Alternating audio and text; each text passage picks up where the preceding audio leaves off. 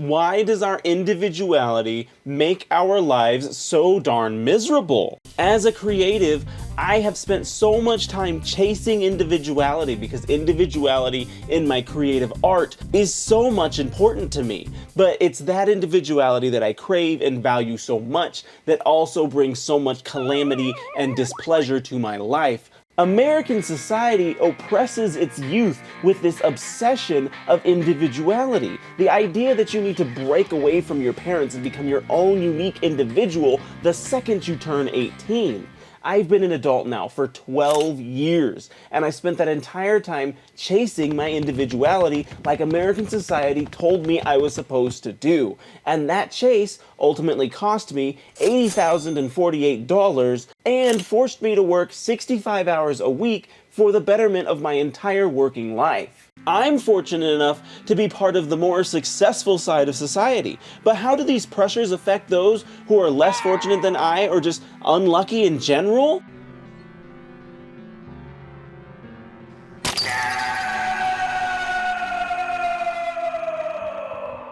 Generational wealth is the most common way for your average middle-class American to ever experience any sort of financial freedom.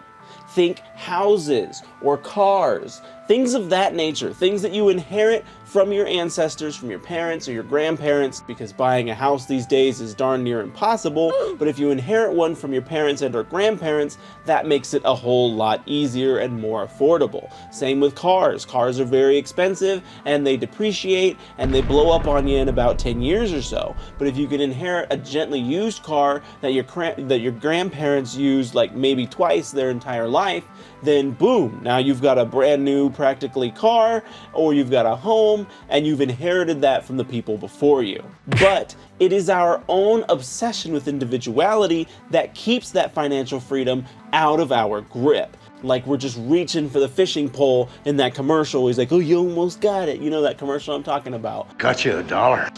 Oh, you almost had it. You gotta be quicker than... And that is us with generational wealth, and that is caused by society's pressure for us to become our own individuals. And it is because of that pursuit of individuality that we oftentimes miss the opportunities that would be handed down to us through generations.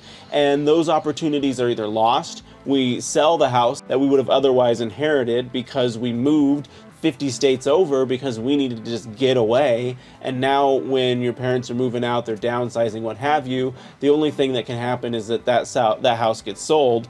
Asking why and understanding why is the biggest power-up in life. In 2015, when I joined the working world, I was surrounded by so many people with varying levels of work experience and life experience, and all of these people were like double my age, if not more than that even.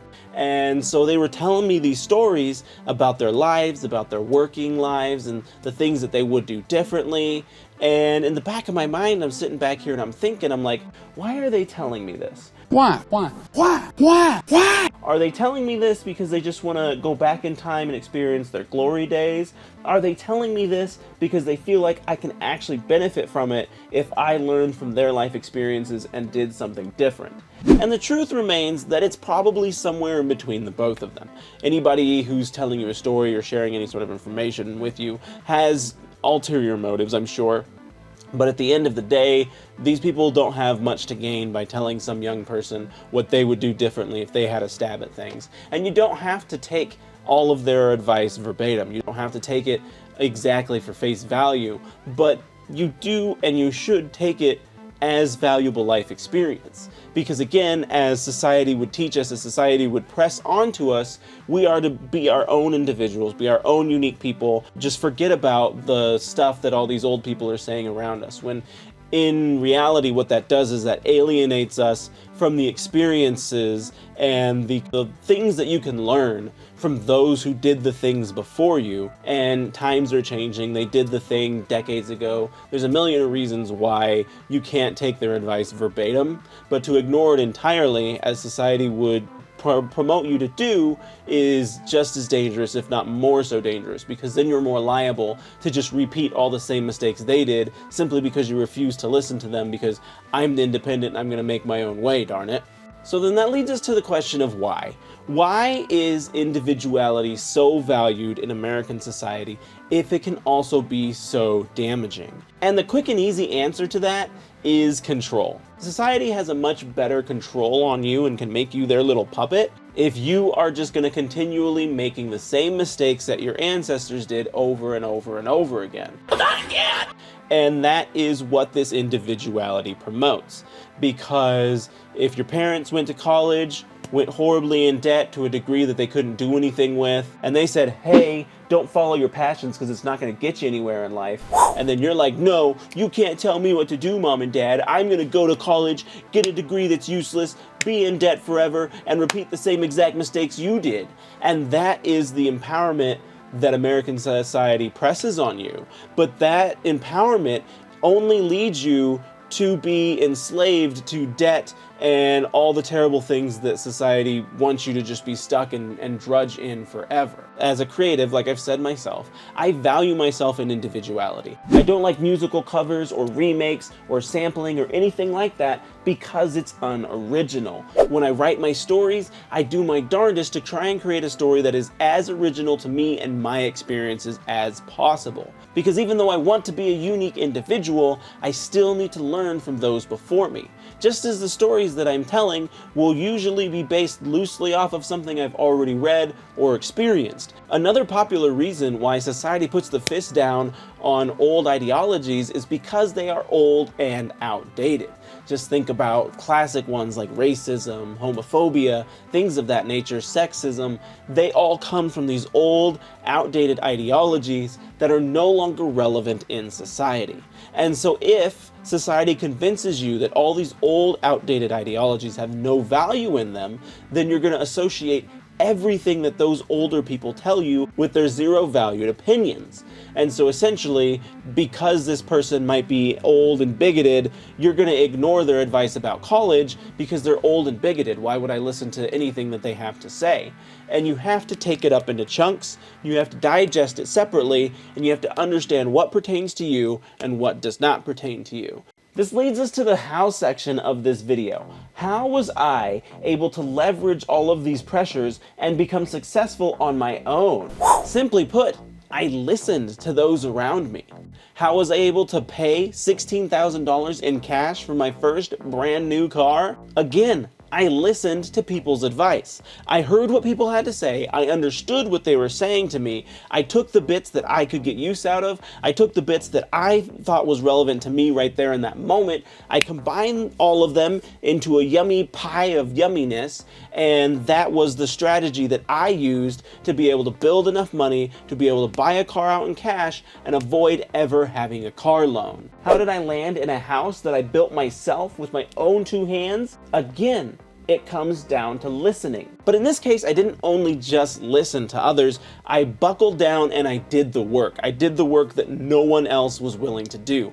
My brother and I physically built this house from the ground up ourselves. And that's a lot of work, a lot of physical work that's hard on your body. But I saw the gold nugget at the end of that finishing line, and I was like, if I get to this, I'm gonna be in an incredible place. And where that incredible place landed me is in a home in this modern market with a mortgage of only $400 a month, which is pretty darn good if you ask me. So again, why is it important to not get bogged down by societal pressures to just focus on your individuality and nothing else? Think about the individual mindset as you doing a task entirely by yourself. Something just as simple as making videos, like it's something that we do here on this channel.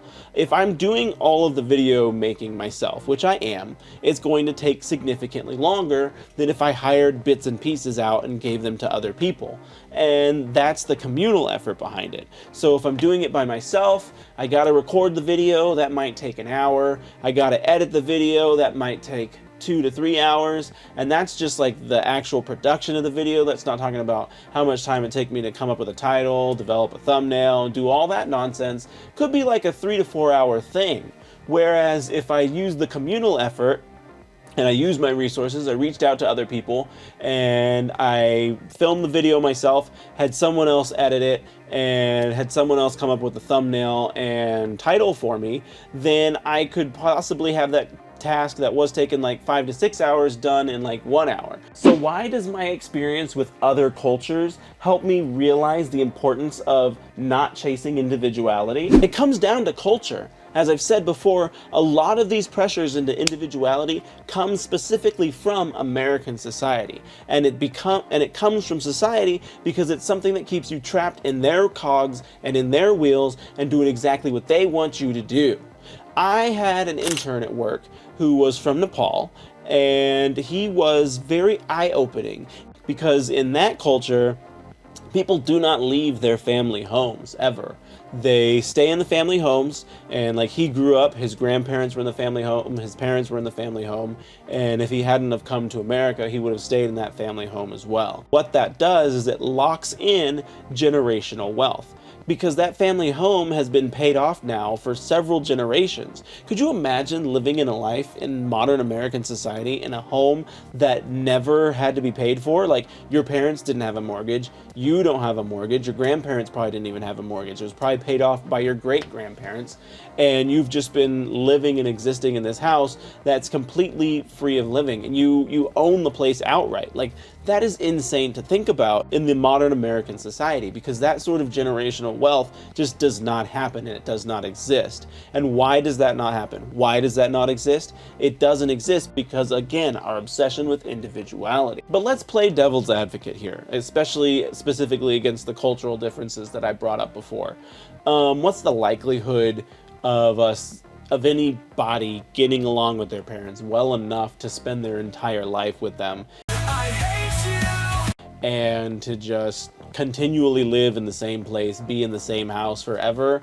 That's not a reality that works for everyone. There is no one reality that works for everyone. I think that comes without saying, but here, especially in America, that's not a reality that works for everyone. Not only are you, the child, probably not willing to do that, but most parents probably aren't too thrilled about doing that either. Like, eventually they're gonna want to be empty nesters. Some parents are totally fine without being empty nesters. Some parents can't wait to be empty nesters. Everybody is different. Everybody's situation is individually, and some kids may be unfortunate enough to be in a parental situation that isn't completely healthy for them either. So when they get to 18, they have to get out because where they are is not healthy. And those realities exist. So to say that the simple answer to this question is, oh, just stay in the family home, never move out, and become financially successful that way, is obviously not the answer. I think it's important to be aware of that method, because if it is something that is applicable to you, because I know several friends of mine who are into their 30s now and still living with their parents, and I'm like, look, I'm not going to judge you for the way that you're living, but if you are not absolutely just stocking away buckets and buckets of money, then you're doing it wrong. Chef, call my name!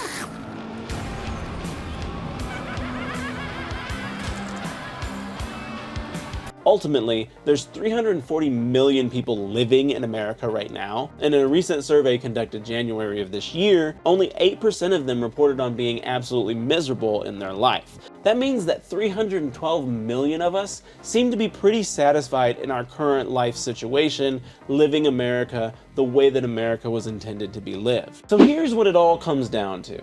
I oftentimes tell people there's so many ways to win at life, and you must first decide what winning looks like for you. If winning for you is something that values individuality in your life above all else, then this video was a waste of your time and you can discard it and go pursue your individuality. But if your value in life is something that focuses more on success, whether it be financial success, financial freedom, things of that nature, then I feel you will find that there's tons of value to be had in being a communal person who learns from the experiences of people who came before them, who observes the things that happens around them, and takes all of that in to bake up their own pie of successful life goodness. Per the usual, I have my books available on Amazon. I've got my own animation here on YouTube, and I've got more videos about productivity and awesomeness here on this channel. If you were to check any of those out, I'd be forever grateful.